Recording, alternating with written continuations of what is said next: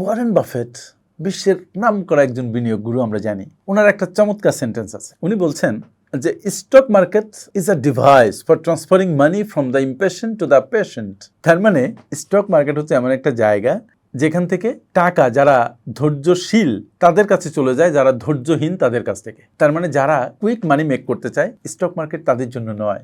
যদি ফিনান্সিয়ালি সফল হতে চান তাহলে আপনাকে ধৈর্য ধরতে হবে। তাড়াহুড়ো করে আপনি ধন অর্জন করতে পারবেন না। আর যদি কোনোভাবেই তাড়াহুড়ো করে আপনি ধন অর্জন করে ফেলেন, সেটা যদি আপনার আর্থিক লিটারেসি না থাকে, সেটা আপনি নষ্ট করে ফেলবেন। মূলত ভালো কোনো কিছু উপার্জনই আপনার সময় ছাড়া হয় না, এটা সময় নেয়।